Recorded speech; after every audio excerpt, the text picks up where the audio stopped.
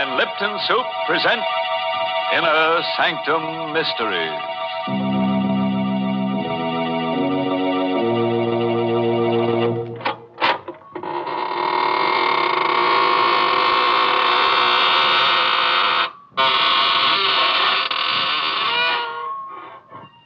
Good evening, students of the mystic marvels of manifold murder. This is your host, extending a cordial invitation to step through the creaking door of the inner sanctum, where we probe deep into the dark and cavernous depths of men's souls to see what makes them kill. Our clinic here is the whole vast world of crime. And you who listen in may hear us dissect our characters at a safe distance.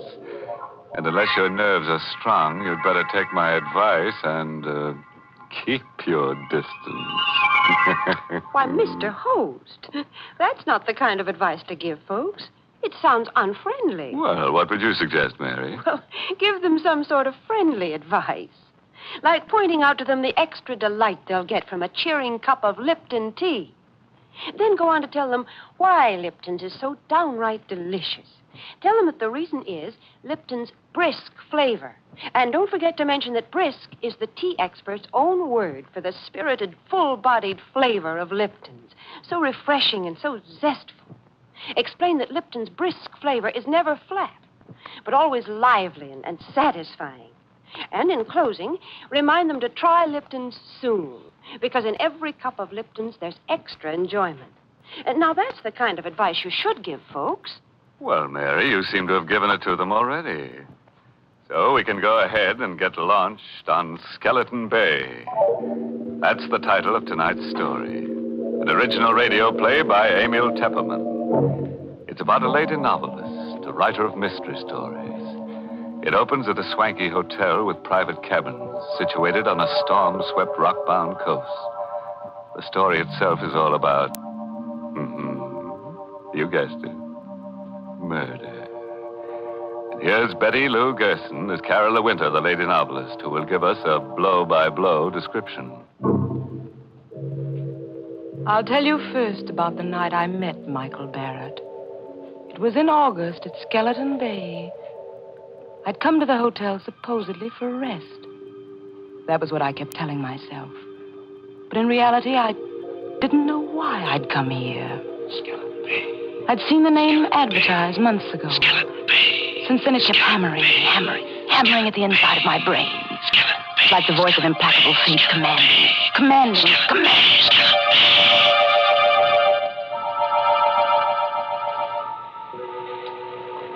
Because I didn't like crowds, the hotel manager had given me a cabin near the beach all to myself. It was the middle of the night, but I couldn't sleep. The wind came in from the ocean, howling like a hungry beast across the shoals. And the pounding of the surf mingled with the angry, baffled growl of the sea. I sat at the window in the dark, staring out at the beach. I was restless, excited. It was then I saw the signal. It was just a winking little light a few yards away on the beach. Someone was blinking a flashlight. On and off. On and off. I was able to make out the figure of a man in boots and a leather jacket. He was signaling toward the hotel. But to whom? I had the answer in a moment. A man moved past my window, going down toward the light. He had his collar turned up against the wind, his hat brim pulled low. But I knew who it was. Mr. Field. A small, furtive man who'd come up on the train with me. The two men met, barely a stone's throw from my window. I could hardly see them huddled closely together.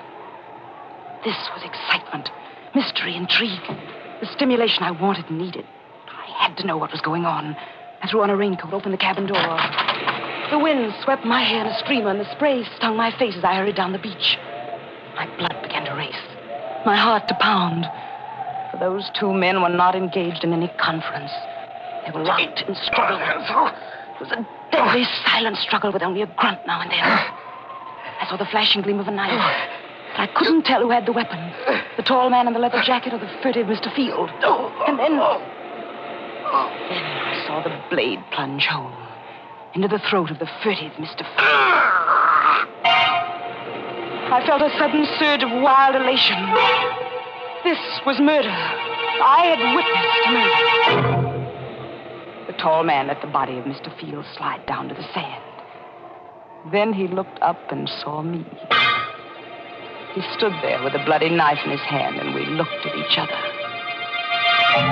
Who are you? I'm Carola Winter. I have this cabin here, number 5. You saw me kill him? Yes, I saw you. What are you going to do about it? I'm going to help you dispose of the body. He told me his name was Michael Barrett. He lived on the opposite side of the bay in the house high up on the cliff. It won't be so easy to get rid of the body. If I had the boat, I could take him out and drop him over, but it's too rough tonight. If there was some place to hide him for a day, I could come across on the boat tomorrow night. You can hide him in the closet in my cabin. Nobody will look there. Better lock the closet door. Yes, of course. You sure nobody will come snooping here? Nobody comes here but the maid. All right. I'll be back tomorrow night with a boat. Did you pick up the knife? Yeah. Got it in my pocket. Well, I guess that's all. Good night, Carola. Good night, Michael.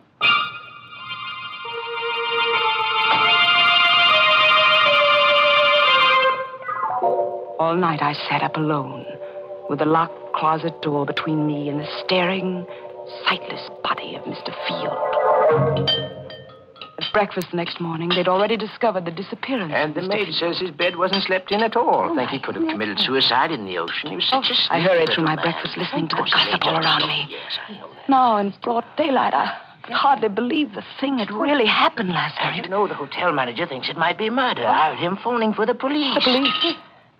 I hadn't counted on that. Anything wrong, my dear? You look sick. I do feel a bit dizzy. I think I'll get some fresh air. Oh, poor dear. It must be quite a shock to her. She came up on the train with Mr. Field, you know.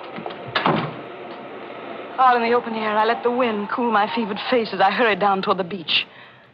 It was only 9:30 in the morning. A whole day. A whole evening before Michael could come for the body. And the police would be around all day investigating, snooping. And all the time, Mr. Field would be sitting in my closet, staring blankly out of his sightless eyes.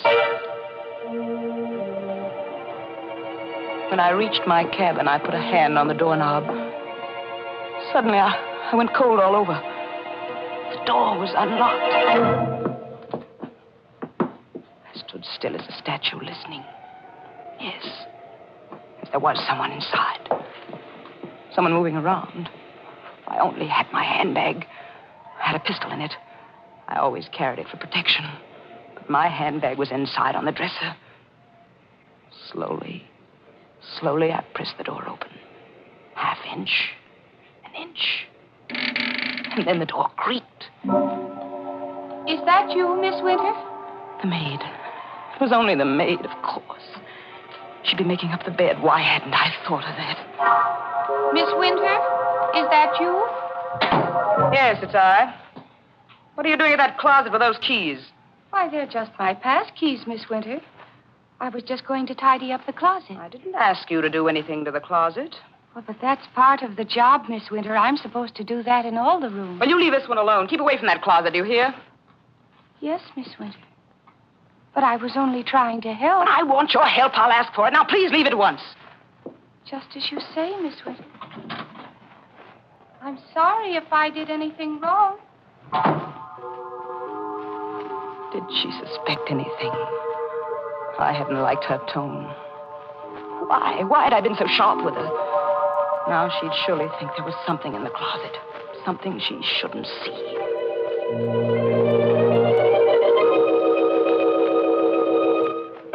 At lunchtime, I didn't want to leave the cabin. I sat at the window. And I could almost feel the sightless eyes of Mr. Field staring at me through the closet door. Someone at the door. Who? Just a minute. Miss Winter? Miss Carola Winter? Yes, I'm Miss Winter. I'm sorry to trouble you, Miss Winter. I'm Detective Sergeant Smith from headquarters. May I come in for a moment? Well, yes, please do. What can I do for you, Sergeant Smith? We're out here investigating this Field business. He Hasn't turned up yet. Well, I'm sure he will in time. Well, I wish I could be so sure, Miss Winter. What do you mean? We've gone through his room. Found some mighty queer things. Queer things? It seems this Mr. Fields in some sort of racket. There's a good chance he may have been murdered. You don't say. I understand you came up on the train with him. Yes, that's true. Yeah. Did you have any conversation with him on the train? No, none at all. You're the Carolyn Winter who writes the mystery novels, aren't you? The same. Yes, I've read every one of them. They're darn good, Miss Winter. Why, thank you. Do you think you'll get a plot out of this? Mr. Field. Why, I can't tell yet. I wish you'd keep me posted on developments in case it does turn out to have a plot. Well, I sure will, Miss Winter. By the way, we found this picture among the papers in Field's room. I'm showing it to everybody around in case they might recognize it. It's an old newspaper item, about 10 years old. Can't figure out why he was carrying it around. It's about a guy named Wycliffe. It's wanted for murder in Canada. Here, take a look at it. I felt the blood racing in my veins, pounding at my wrists. The picture of the man named Wycliffe, who was wanted for murder in Canada, was a picture of Michael Barrett.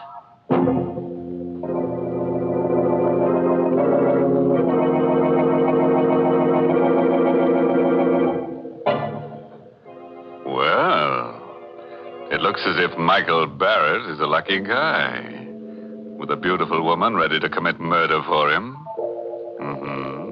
But what'll he do when she runs out of victims and begins looking at him with a calculating eye? As for Carola, she sinned heavily, because murder is the greatest sin. Yes, if you ask me, she'd better hope for a depression, then all wages will go down, including the wages of sin. Well, I never knew that murder and economics were related, Mr. Host. Oh, definitely, Mary. Take the high cost of living, for instance. Why, those prices are murder. Oh, yes, Mr. Host, it is difficult when the cost of living starts to climb. But then, so often, the things that really add up to good living are just simple, inexpensive pleasures. Like that piping hot cup of Lipton tea that many of us find waiting when we come down to breakfast each morning. As you read the morning paper and sip that cheery cup of Lipton's, the whole world seems brighter. It's simply wonderful the way that lively, spirited Lipton tea gets you off to a fresh start. For Lipton's brisk flavor gives you all the natural zest of tea at its best. Gives you extra delight, extra satisfaction. So remember this, folks. At breakfast time, dinner time, or any other time when you want a grand, refreshing drink, pour yourself a cup of Lipton tea. And now, let's get back to the rock-bound coast of Skeleton Bay and see how Carola entertains the grisly guest in her closet. I don't remember now how I got rid of that Detective Smith. I told him I'd never seen the man in the picture and sent him away. The day was interminable. From my window, I could see the guests moving about the beach, but none of them went in swimming. The weather was too rough. I wondered if Michael would be able to bring the boat over tonight. If not, how much longer could I sit guard over Mr. Field in the closet? Now and then, I'd see Detective Smith poking around on the beach. And then, without warning, he was standing over the very spot where Michael had stabbed Mr. Field. I watched him bend down and examine something. Was there a telltale drop of blood there?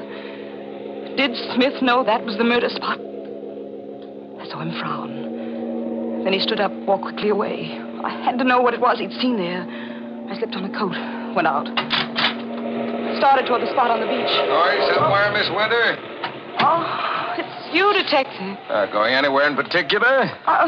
No, I'm just going up to the hotel for dinner.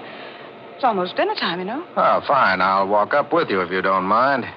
Not at all. Hey, can I help you? I'll take your arm there. Thank you. The sand is so soft. Yes, it's still wet. We had high tide last night. Miss Winter, Yes? you a sound sleeper? Why do you ask? Well, I just thought maybe you might have heard something last night. Like a fight or something?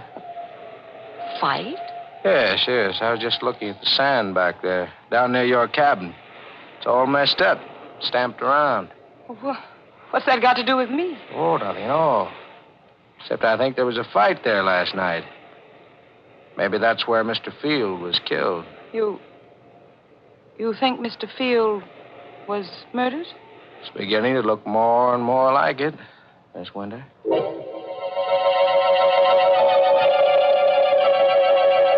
Somehow, I don't know how, I managed to get through with the dinner. I hurried back to the cabin. I stopped at the door, shocked and unbelieving. There was a light inside. Someone was in there. This time, I had my handbag with me. I took the pistol out.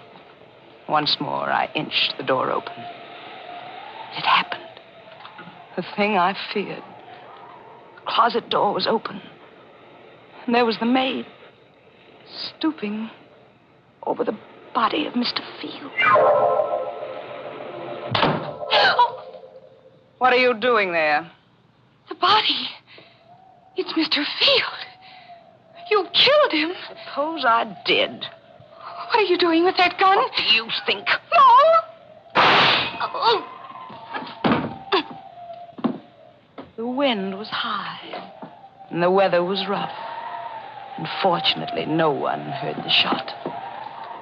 I pushed her body into the closet next to the body of Mr. Field and closed the door.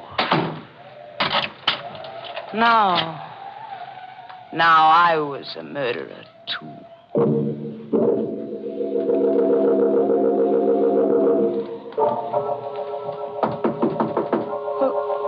Who is it? Let me in, Carla, quick. Yes. Michael, I thought you weren't coming. It's been a terrible day. What happened? Come here, I'll show you. Is he still in there? See for yourself. Great Scott, a woman. Who is she? The maid. She opened the closet while I was out. You killed her? Yes, Michael. I had to kill her. There are detectives at the hotel looking for Mr. Field. I suppose if I was smart, I'd kill you, too. Then there'd be no one to talk. Yes, Michael, that would be smart. Go ahead. Kill me, if you can. I knew he couldn't kill me because I'd seen it in his eyes. We were two of a kind, both wild, both reckless, both eager for the thrill of danger. He, too, wanted to be like the wind. We'd both been brought together here by some force stronger than either of us. And we loved each other. Carla, darling. Michael. No more now, Michael. We have work to do. Yes. I'll take them down to the boat. I'll help you.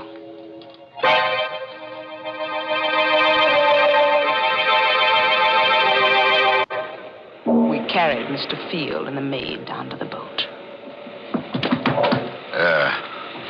I'll take them out away and dump them. And after that, Michael? After that, then I'm going home. To your house on the cliff on the other side of the bay? Yes, Carola. Michael, take me with you. What? Take me with you to your house up there on the cliff. I'm sorry. I can't. You can't? Why can't you? There isn't anything I can tell you. What are you hiding up there in the house on the cliff? You mustn't ask. Please, Carola, you mustn't ask. Why, you're married. You have a wife up there. No. Then what? I can't tell you. But you're going away, leaving me forever. Not forever, Carola. Go back to the city. I'll come to you soon.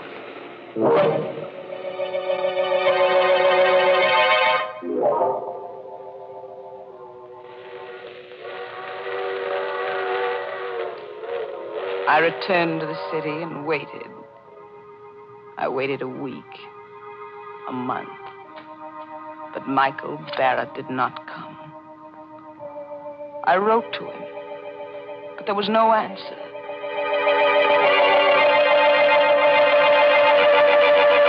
And then one evening, I saw him. I was returning home in a taxi, and I saw him standing across the street looking up at my window. He saw me get out of the cab. He turned and started to hurry away. Michael!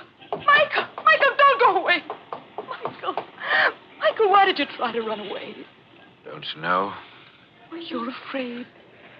Yeah, let's call it that. But you love me, Michael, don't you? Carola, it's no good. There's nothing but ruin for both of us if I stay. We'll be together forever. It's impossible. I won't let you go back to that house on the cliff. I don't care what it is you're hiding up there. I won't let you go back. Goodbye, Carola. Wait. I'm going. Better forget about me. Don't go yet, Mr. Whitecliff. So you know about that, too? I saw the old newspaper clipping Mr. Field carried. I see. Why are you looking at me like that? Do you know why I killed Mr. Field? Because it tried to blackmail me about that old murder. But, Michael, dear, I'm a good deal smarter than Mr. Field. You see, I write mystery novels. I know how to handle such things. What do you mean? Wouldn't do you any good to kill me. I've written out all about you. Your real name and about that old murder in Canada would be found if I should ever be killed. Oh. Michael, darling, I'm blackmailing you. There's only one thing I want from you. Your love. It shouldn't be so hard for you to meet my terms. All right, Carola. You win. We'll be married tonight.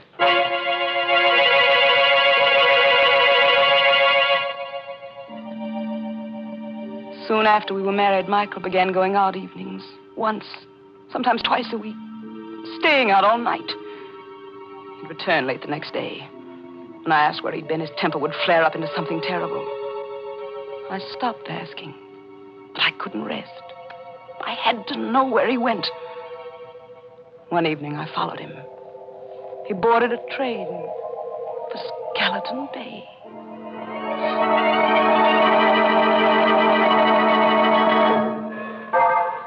At Skeleton Bay, he set out to walk from the station, and I followed. It was no longer summer. Trees were bare, and the night was forbidding. I kept behind him when he skirted the bay to the narrow road that led up toward his house high on the cliff. It was a small stone house, and the wind whistled around it, against it, and above it. I stole to one of the windows. It was barred, like a prison. Carefully, I raised my head above the sill, peered into a lighted room.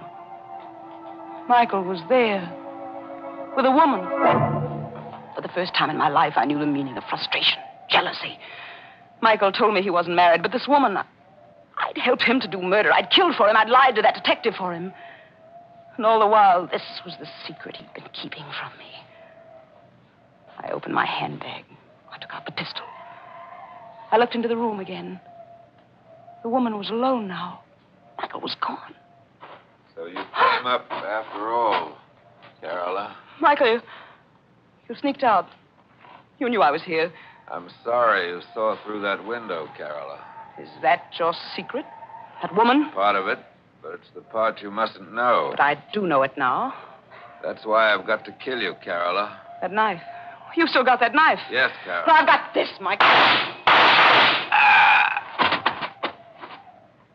He fell at my feet. And I looked down and watched him die. Now I knew why I'd really come to Skeleton Bay that first day. It was for this. To kill Michael Barrett. So he's dead. At last. You've killed him. You, the woman in the house. You saw me kill him? Yes, I saw you. What are you going to do about it? Help you dispose of the body, of course. Help me dispose of the body. Those were the very words I'd said to Michael Barrett down there on the beach. Now this woman was saying them to me. Who are you? I'm Lisbeth Whitecliff. I'm Michael's sister. Sister? And you want to help me dispose of his body? See the bars on those windows? Yes. I've been a prisoner in this house for 10 years. You what? Michael killed the man I was going to marry 10 years ago in Canada. He murdered him. But this house, this prison... Michael brought me here. He's kept me a prisoner because he knew if I got free, I'd tell the world he was a murderer. That's the secret. A secret he wouldn't even tell me. I shot her. Yes, I killed her, too. There outside the house, and she fell beside Michael. And I rolled both bodies over the cliff, down into the sea.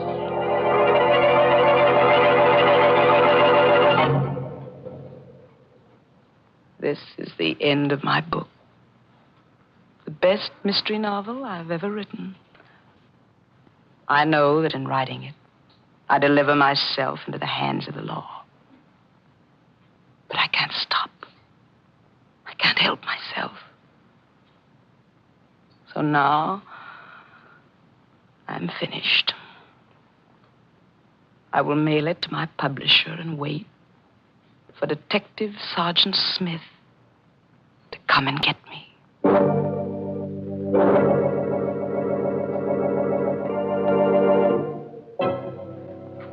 Well, it looks as if Carola's mystery novel will earn a lot of money after she's executed. Yes, but I'd say it's tainted money. Why tainted? Because she'll be dead, and a ghost can't own money. So taint hers. The trouble with Carola was that her conscience was too little and too late. It told her not to commit murder after she'd done it. Well, that's certainly too late, Mr. Host. Oh, yes, Mary, especially for her victims. And now, what's on your mind? Well, Mr. Host, right here, I'd like to say a word to our listeners on behalf of our veterans. You know, friends, ex-servicemen are returning to civilian jobs with a lot to offer their employers. They've had valuable training and experience in highly specialized service jobs.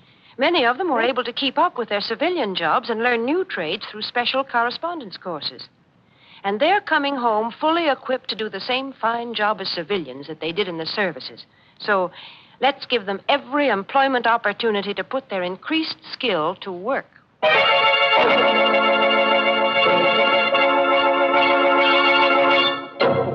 And so, friends, we take our leave of lovely Carola Winter. She would have been better off if she'd remembered that the pen is mightier than the sword, because the sword is leading her right back to the pen anyhow. Oh, yes, and remember, friends, when you go on a vacation, always insist on plenty of closet space, as you never know what unexpected guests might drop in or drop dead. By the way, this month's Inner Sanctum mystery novel is Death in the Limelight by A.E. Martin. And next week, the makers of Lipton Tea and Lipton Soup will bring you another Inner Sanctum mystery directed by Hyman Brown. It's about a young chemist who discovers the secret of perpetual life. But he made the mistake of getting involved with death. So, until next Tuesday, good night. Pleasant dreams.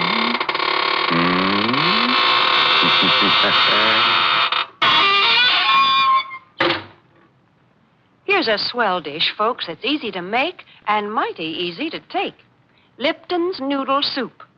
You can prepare it in a jiffy, and the whole family will love its delicious chickeny-tasting broth, so full of tender, golden noodles.